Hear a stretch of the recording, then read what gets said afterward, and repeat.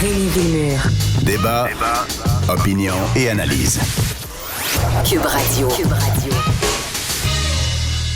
Si vous l'avez déjà remarqué, si vous êtes déjà allé à Laval, vous pouvez prendre le bus puis utiliser une carte Interac ou une carte de crédit. Vous rentrez dans l'autobus, vous déposez votre carte sur le lecteur et ensuite vous vous asseyez. Ou si vous avez moins de chance, vous restez debout. Puis la transaction est complétée. Vous procédez à votre transport. Mais quand à Montréal, pourtant, une ville plus ancienne, une ville dite plus développée, cette technologie-là n'existe pas. En tout cas, on ne la retrouve pas dans les autobus, ni à Longueuil. Et là, hier, on apprenait dans la presse qu'en fait, ça a déjà été une possibilité que ça puisse se produire. Ça a déjà été un projet à l'étude, mais il y a eu ces éternels conflits entre la STM et l'ARTM. On va en parler avec Jordan Chénard, spécialiste en communication marketing. Bonjour, Jordan. Salut, Rémi. Donc Philippe Schnob, qui était l'ancien directeur général de la STM, lui avait eu l'idée de lancer ce projet-là, qui aurait, on va se le dire, là, quand même assez facilité les transports, favoriser aussi une transaction rapide. Mais pour des raisons que j'ignore, il y a eu un conflit à l'interne, puis ça ne s'est pas produit. Et pourtant, à Laval, on est juste passé à l'action. Ben c'est ça, puis je voulais revenir un peu sur ce sujet-là parce que ça bouge depuis une bonne semaine. Puis la première fois, j'en avais parlé la semaine dernière avec Alexandre Dubé à cette émission-là d'ailleurs. Et en fait, je chialais un peu sur l'angle que ça prenait. C'est-à-dire que le scandale était sorti du fait qu'un étudiant avait été capable de créer ce volet technologique-là, de payer avec sa carte, avec son cellulaire, pour recharger sa carte puce. Il avait réussi à créer cette application-là de chez lui en 3 mois à peine. Et après ça, de l'autre côté, on mettait de l'avant que depuis des années, et la RTM avait pas réussi à faire la même chose. Et là, moi, ce que je disais, c'était un instant, là, on peut pas comparer quelqu'un qui fait quelque chose dans son sous-sol, puis là, je donne une caricature, c'est peut-être pas ça. La personne est très talentueuse, j'enlève aucunement la capacité de cette personne-là, mais c'est quelqu'un qui est tout seul chez lui, et il n'y a pas à faire face à ce qu'une grosse machine comme le transport a besoin, c'est-à-dire quand tu installes un système comme ça se connecte avec plein d'autres systèmes, ils ont de la conformité à respecter, il y a des volets légaux, bref, j'aimais pas cet angle-là de donner l'impression que la technologie est tellement facile, ça nous rendait cyniques du mauvais côté, mais je leur avais dit, par contre, si vous voulez chialer sur quelque chose, allez voir les gouvernances, c'est-à-dire les organismes autour du transport et de ces créations d'applications-là qui gèrent le transport et les achats de titres, parce que c'est là que ça marche pas. Donc, peu importe la technologie qu'on veut implanter, si la politique autour ne fonctionne pas, la technologie est à la hauteur de ce que les gens vont être capables de faire. Et là, une semaine a passé et c'est exactement cet angle-là qui a été pris finalement. On a réalisé que attends, la STM voulait le faire, elle l'avait fait, elle avait même testé, ça fonctionnait, et là, la RTM arrive et dit, non, désolé, pour des volets légaux, puis j'ai pas vu c'est quoi, il a pas été nommé, c'était quoi précisément qui fait que ça pouvait pas continuer. Ça se peut, là, un volet légal, c'est très, très complexe. Mais encore là, juste lever le flag pour dire, désolé, on est l'autorité et on va reprendre ça à partir de là. Mais reprendre ça à partir de là, ça a été mis de côté et ça n'avance pas. Et là, on se retrouve en 2023 avec aucun plan de match. Et je trouvais ça vraiment intéressant, ce virement-là, parce qu'il est là le problème. Il faut arrêter de faire croire aux gens qu'une technologie est simple. C'est pas simple, c'est complexe parce que ça touche aux humains. Et là, on le voit, à partir du moment que les humains sont même pas capables de se parler, le gros bon sens n'arrive pas à se faire parce que la STM, son idée était vraiment bonne, de tout rassembler à la même place, que ce soit les Bixi, les autobus, le métro, etc. On mettait tout au même endroit. On payait avec notre carte de crédit, notre cellulaire, et en fait, ça choisissait même le meilleur forfait pour nous, c'est-à-dire selon les titres, selon le transport qu'on voulait utiliser, il nous proposait la transaction la plus avantageuse pour nous, ce qui est, on le sait, déjà tellement compliqué à la quantité de zones et de ci et de ça, l'application le faisait pour nous.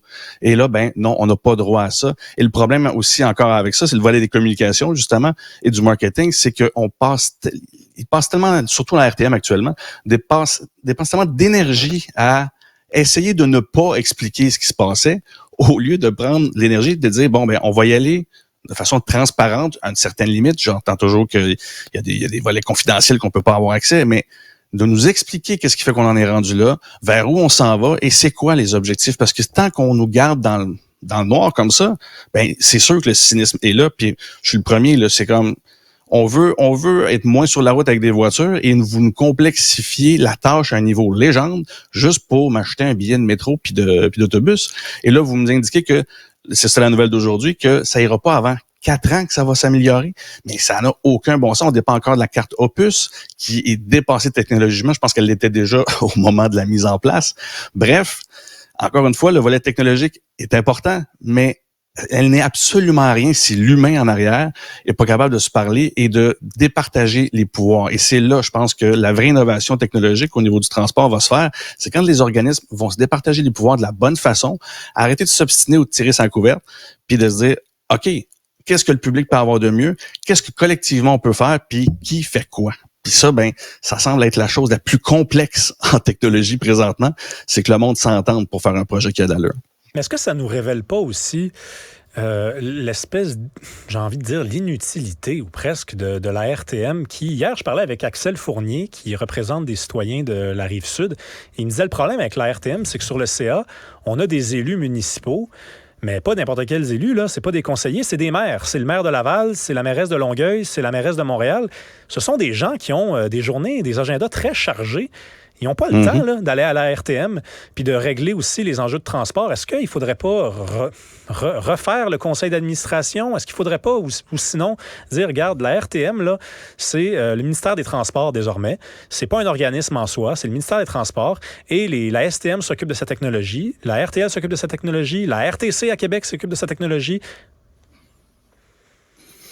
Ben, je te dirais, je peux pas vraiment me prononcer sur ce qu'ils devraient faire. C'est-à-dire que le volet gouvernance, justement, je le connais pas assez, mais ce qu'on peut dire, le pas en arrière qu'on peut prendre, c'est, OK, ben, de toute évidence, ça fonctionne pas, puis ton point est vraiment important, là. Ils ont pas le temps, puis c'est normal qu'ils aient pas le temps. Bon, ben, ça se peut que les prises de décision se prennent pas parce que du monde ont pas le temps, puis ces décisions-là, on a besoin de les avoir pour que ça avance. Fait que ton comité n'est pas le bon pour comment je dirais bien ça, pour piloter ce projet-là.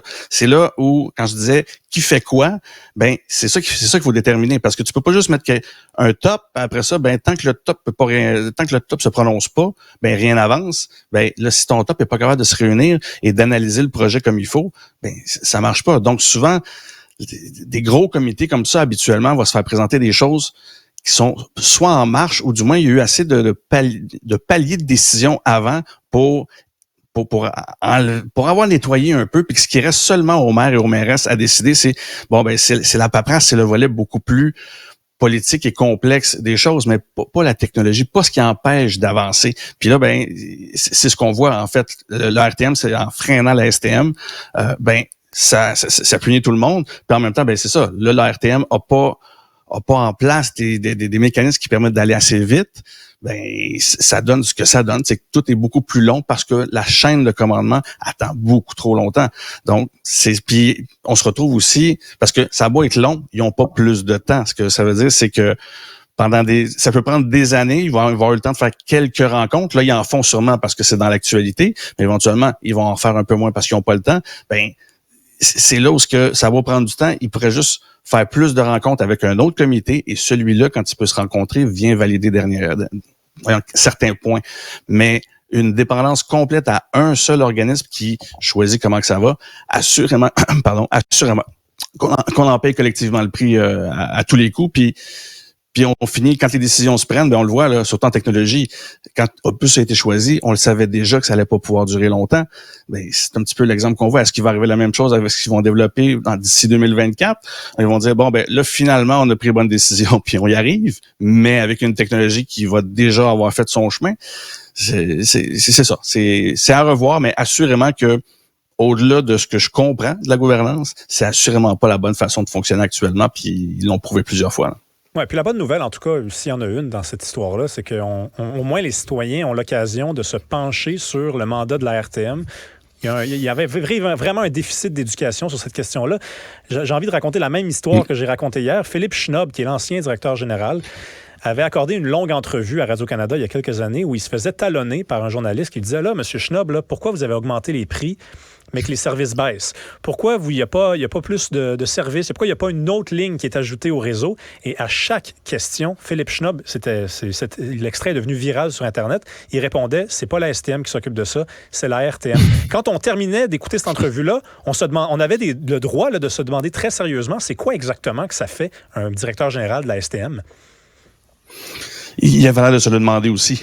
Ben honnêtement, j'avais vu souvent l'entrevue, puis justement, je me souviens plus là, dans quelles conditions il est parti. C'était juste le mandat qui était terminé où il était tanné d'être là, mais c'est ça, je le sentais. Il est arrivé là avec plein d'espoir, plein de motivation. Je me souviens de sa domination, et vers la fin, ben ça avait l'air de ça. Il ne pouvait jamais mettre en place ce qui était le mieux. Puis les projets étaient bons. Ils sont encore aujourd'hui. On les voit.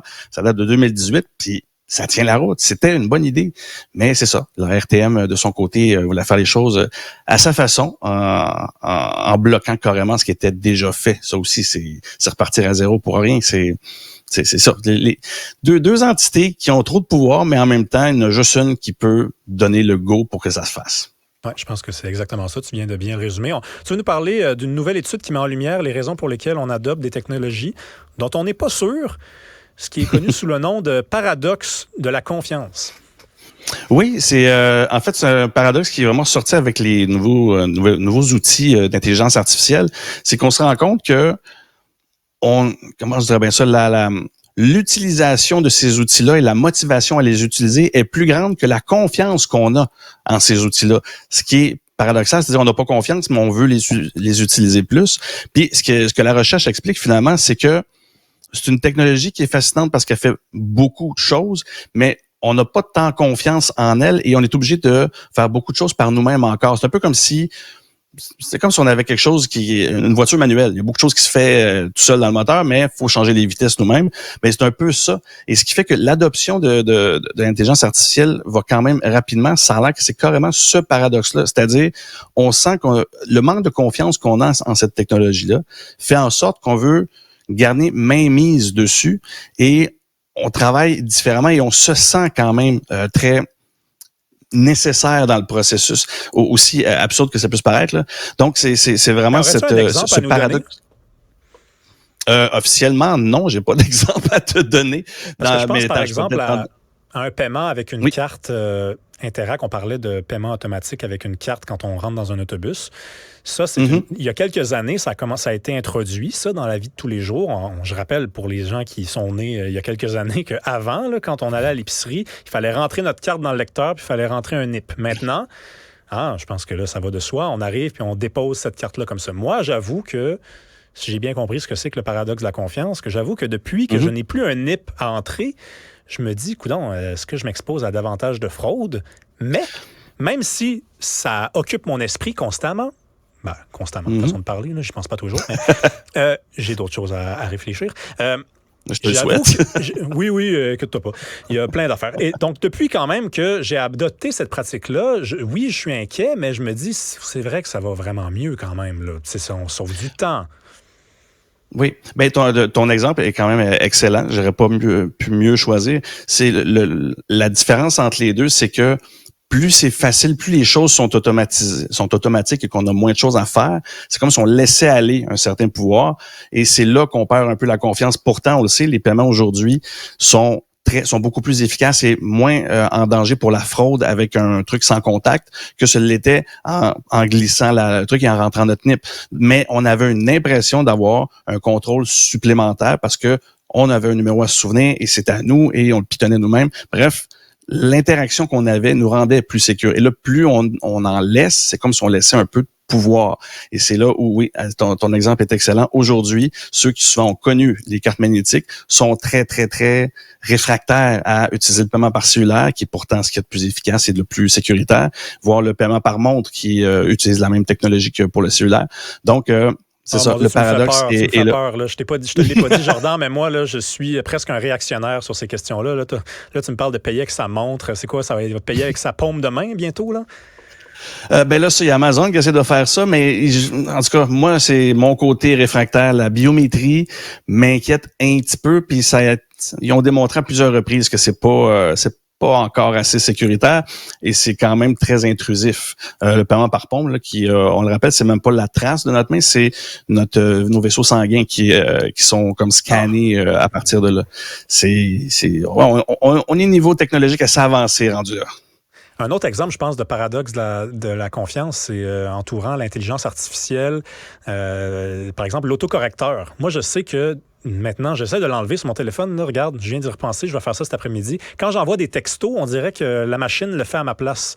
Je suis en train de commencer un mot, le mot s'écrit à ma place, ou des fois, je fais une faute d'orthographe, et là, ça la corrige, et j'ai l'impression de devenir de plus en plus bête, finalement, parce que j'ai l'impression de ne plus maîtriser ma propre langue maternelle, et c'est quelqu'un qui parle quand même bien français, je pense, qui te dit ça. Donc, j'imagine que pour des gens qui ont un niveau de français inférieur au mien, c'est encore plus inquiétant. Mais pourtant, maudit que ça simplifie la vie. Oui, ça simplifie la vie. Puis on s'entend que souvent, ça va nous aider à marquer la bonne chose.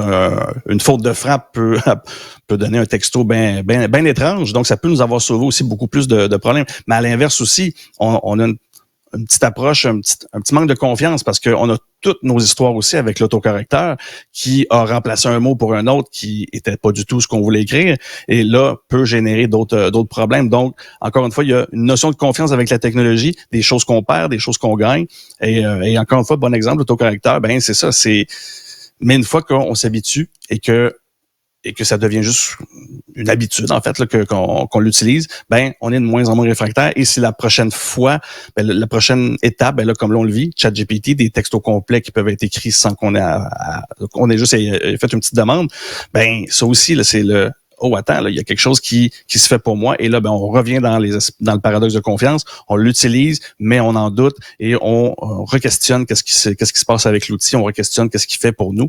Et l'adoption de l'outil se fait quand même à partir de là. Ce qui fait que beau petit paradoxe qui finalement conduit l'adoption de toutes les nouvelles technologies finalement.